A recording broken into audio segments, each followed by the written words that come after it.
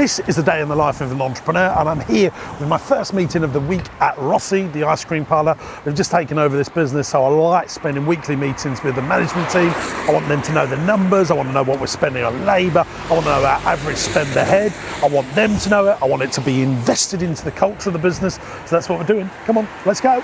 So how did we do last week? 13,474, so... How does that compare to same week last year? Same week last year was 9.5.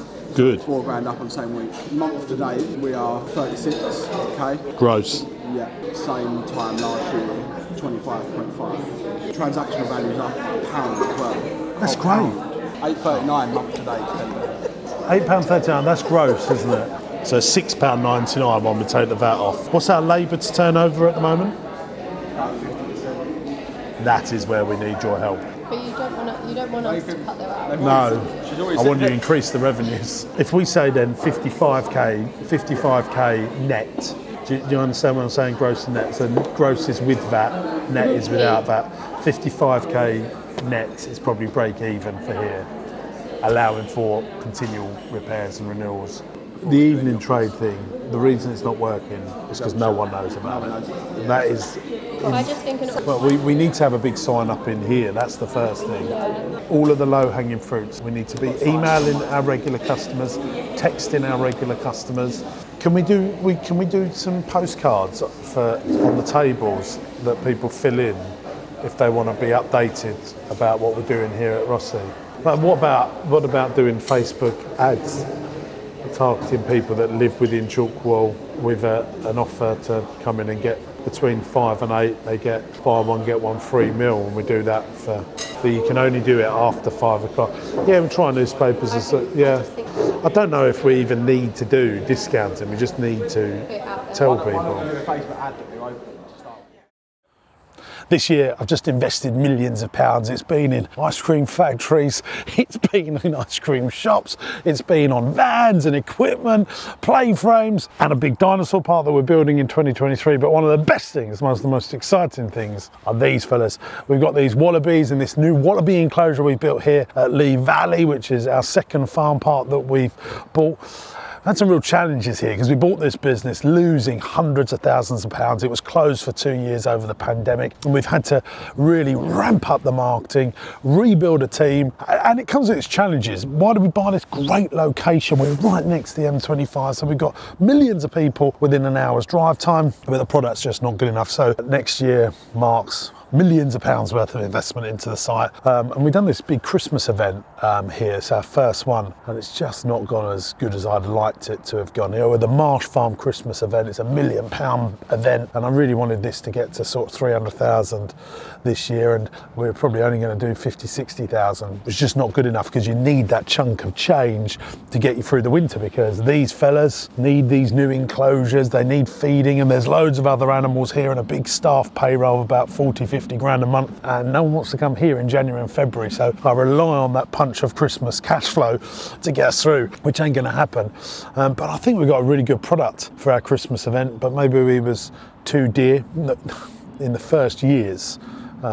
We should have gone in for value for money and built up volume like we've always done. But you know, you learn, don't you? Look, I don't get everything right, gang. I don't get everything right, and there's always stuff to learn and always stuff to implement. But luckily, we're a big business where all of our other businesses can support.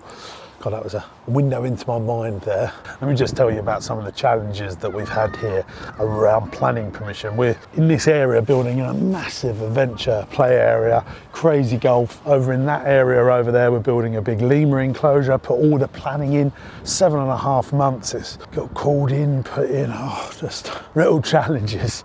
You think, why have I bothered doing this? And you just have to keep on going. In fact, I've paid out hundreds of thousands of pounds in deposits for all this equipment. I really wanted it up and here, because if we'd had it up over the summer, we would have had a jump in income, we would have got more members, and possibly because you have more people through the footfall here, more people come to our Father Christmas experience. It's like a snowball effect, using a Christmas analogy there. We need to invest more money, you know, £3-4 million over the next 5-7 years, and then hopefully that will get it into a sort of 3.5 million revenue business with about 800,000 of profit. That's the plan anyway. These Highland cows are lovely though. Those fellas make me want to carry on doing it. Meeting number 2, I'm at Teddytastic HQ. Those of you that don't know, we make millions of teddy bears and arts and crafts stuff for kids. But that's not what this next meeting's about. I'm using their boardroom. I'm meeting a guy called Gary, who I rent and lease a lot of my vans for all the businesses through. And he said, James, can I just borrow you for a few minutes? Because I'm at a sort of a crossroads on where to take one of our businesses in terms of marketing and growing it. Should he employ more people? I've just got a feeling that it's going to be very useful for people that watch this YouTube channel, because I think a lot of entrepreneurs are at that crossroad, and that's what this meeting's all about. Maybe you can swipe and deploy some of the ideas. Come on, let's go. You know, like reach out to people like that have got autistic families, special needs families that have got massive followings. Yeah, but that's too big. You're thinking like people like have got millions, you know, how do you get access to them? If you go to someone that, you know, that's got ADHD children or autistic children or cerebral palsy children like them, and they've got massive followings where they're giving families advice that are in the same place. Say, oh, the really cool guys at Planet Escapes have lent us this for the weekend. It's really difficult for us to go on hotels because we've got to pack everything, and we can be outside, we can control stuff.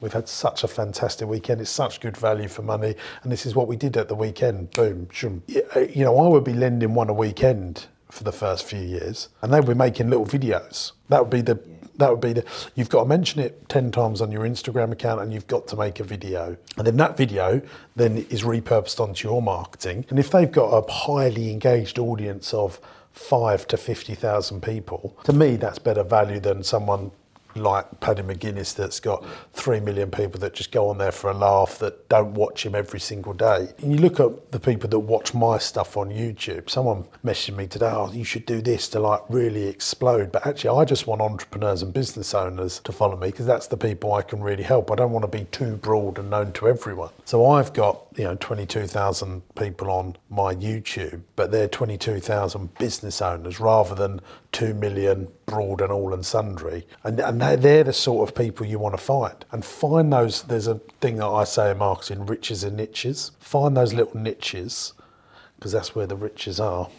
And I do think it would be difficult to hire motorhomes in December. We've got a couple going out over the Christmas period. Or January, you know, there'll be a few, but I do think that would be difficult. But people always want to hire vans and cars, don't they?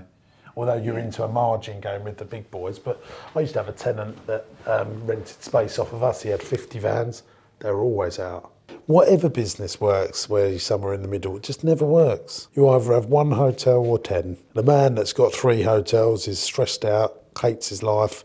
Or you have one fish and chip restaurant or 10. The man that's got 3 hates his life because he can't afford middle management. And no, but if you went and bought one, like ABC Hire Limited, they've got 20 vans, 20 cars, and they're renting them out, turning them, and then you just bolt that one on, all your headaches gone away, because they've already got a team that are used to, they've probably got a car cleaning, well, they will have a clean team. Yeah. Little, you know, like an enterprise. Yeah. That would be exactly what I would be doing. There is no opportunity to be in the middle. You either stay small or you go big. The market just swallows you up. It's just so difficult. The overheads get burnt in the middle. Am I making sense? If you've got like 5 restaurants, you need a middle management team to assist you to look after the 5, but they could look after 10. It's quite as easy without the overhead going up. And that is where the problems lie. Right, we're back at Marsh Farm. Next thing is I'm doing a podcast. I'm speaking to an entrepreneur. They've got challenges, but the commonality with all of my podcast guests is they want to grow their business. So they speak to me about those challenges. I try and coach them through. It's a good listen. Go and check it out. It's called Business Broadcast. It's on Spotify, Apple Podcasts and all that palaver. So I'm going to do that right now. Let's do it. Hello guys, welcome back to the Business Broadcast. This is the podcast designed to help grow your business. Today my guest is Kerry Foti. She's got a business called JLEX. It's an IT managed services business. Now, one of the big things that I talk about that's a business no-no is no more than 10% of your turnover coming from one single customer. Well, Kerry's business had 80% of their revenue coming from one customer, and guess what happened? They decided not to use outsourced IT managed services businesses anymore, and that brought the turnover down by catastrophic levels. Next meeting now, gang. This is the Dream Team book, and I'm just with Jodie, who's helping me edit the book. So just going through all the final dotting the I's and crossing the T's to make sure this is a great book. It's all about recruiting a great team, building a great team maintaining a great team, and then building a great team, and all those things in between. It's going to be a great book for entrepreneurs and business owners, so I'm going to delve in now and do all of the final edits. For real change to happen, it needs to happen, like leadership needs to be the focus of change. The entrepreneur needs to make they want to be proud to make change happen. They want it to be cultural of the business. Does that? So what do we do now, Joe? Do you go over it one more time? I'll give it like one more read.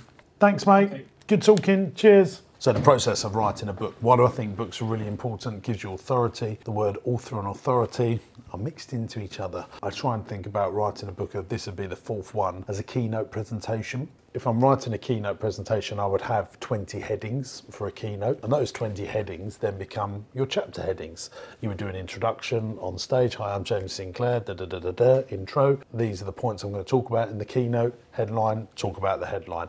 Then record that stuff and then build that into the backbone of a book. So the next book that I'm writing is called The Perfect Business, and this is all the attributes to what a perfect business would be. Jody, who's my editor, I made sure he came along to one of my seminars and saw me deliver the Perfect Business keynote presentation. I've done it about 3 or 4 times now, that keynote. That is then building up all of the stuff for a book. So the keynote really removes a lot of the effort and work of thinking about how to develop a 50,000 word essay. So think keynote first. What's the headlines of your keynotes? They become your chapters. Then you speak your keynote. They become the words within your chapters. And then you get someone like Jody, who's an amazing wordsmith that takes all my dribble. So I would do the first 15, 20,000 words intro, the introduction of each book, and then he comes and sees my keynotes and fills in all the blanks. So rather than it taking me 3 years to do, I can get a book tidied up within 6 months with everything that's going on. Quite smart. Right, on to the next thing. In this box here, I've got some samples of some magic tricks that we're making for a client, and the team have said to me, get changed into this uniform and demonstrate the magic products, which I'm going to do on the video now. I've just seen this here is a XXL fleece, which I shall fit in, and this is a medium. This might look like I've sprayed it on, but I'm going to get changed right now. No problems here.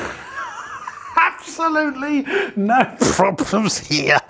Right, I've got myself a little bit more, less figure hugging, should we say. Fleece just covers all the sins, doesn't it? Those of you that watch me regularly will know that we make loads of kids' arts and crafts stuff. We make slime, we make sand art. Look at all this beautiful sand that we make. You want some blue sand? I'm your man. And one of the things that I want to get into more is magic, because that's where I started my career. What we do is we make these really cool products with teddy bears like this, and what I've done in the Far East is developed a brilliant magic kit that I think kids can do really well. This is the first sample of it, that's why it's in white, and I've sold this concept and idea to quite a famous holiday park chain in the country. It's going to have all their branding on it. I'm now going to demonstrate them and make them a training video so they can show it to all their staff. Once their staff get behind it, they'll sell loads of it. That's the idea, and that's what we like to do. We like to help them with training, because if you're not training your team, you're not gaining from your team, and then we'll implement it into our business as well. So let's get on with this training video. The next trick is the magic colouring book. How does it work? Well, you show a colouring book like this with no pictures in. Then you get your magic wand and you draw some pictures in the air. And then you collect up all those pictures, throw them on the book and see if it's worked. Oh no, still blank, because we didn't tap the magic book. 1, 2, 3. And now you can see that all the pictures are there. When we open at the bottom of the book, it's completely blank. When we open at the top of the book, it's got all of the pictures in. When we open at the middle of the book here, all the colours are in. Let's go to the next trick, which is the magic wand. It's a great prop, but also a great magic trick. Why? Because it flies, it moves, it's amazing. You can make it go up your chin, ow, like that, or you can make it go in your ear, ow, dear, that hurts. You've got a piece of plastic on the end with an elastic cord. What we do is we pull that in like this and pull that there like that, and then you slowly release on your fingers, which makes it fly. Really, really simple. And that's when you can then do all the comedy. Right, we've just arrived at a site where we could potentially put a day nursery / an indoor play centre. It's in Wickford, a hotel that everyone knows around us, but it's in a bit of a bad way. He told me it's in a bit of a bad way. So we're just going to go around because I think there could be a good deal on the rent and the rates and the operational overhead. Because if I can suppress that operational overhead, we've actually got a chance of making some money. But then you have to have that. What's the capex? What's the cost of setting up the business? Sorting out the planning. I get very tired of getting plannings over the line. Everything takes so long. But let's go and have a little look around. Come on, let's go. I'm thinking about if we could put a play centre in here and a nursery. This could have potential. There's carpet in the toilet. No one does that anymore, do they? Luxury. You can't rent this out as a builder's yard. You've got a hotel next door. You grab £5 here and then no one wants to stay here. This is a sort of, you could do like 300 grand in here and not know where you spent it. This has got potential, this. It's a lot of work. Someone's brain, isn't it? It's not just money, you know, like. So there's a big property here. We've got this element here which we could put the play centre and the day nursery in. And I don't know what they're going to be doing with this part of the building, and I need to be sure what's going on here. So I think the only way we'd be involved is we could take the whole lot. And there's also like a yard at the back that is separately rented out. It's all very complicated. And I want to simplify it, and that's a lot of time. My brain time, cash, etc., etc. So you just got to be careful that you're not doing the wrong things and wait for the right opportunities to come along. Here's a great little opportunity for you. If you're loving these videos and you'd like to learn more, I've got an online university that I've created for entrepreneurs. It's called the Entrepreneurs University. You can try it free, little Christmas treat for you. Go to my website, jamessinclair.net, and get a 14-day free trial of the Entrepreneurs University. Marketing, getting customers, buying companies, property investment, everything within the sphere of growing your business. You can try it free at jamessinclair.net. See you soon. Bye-bye.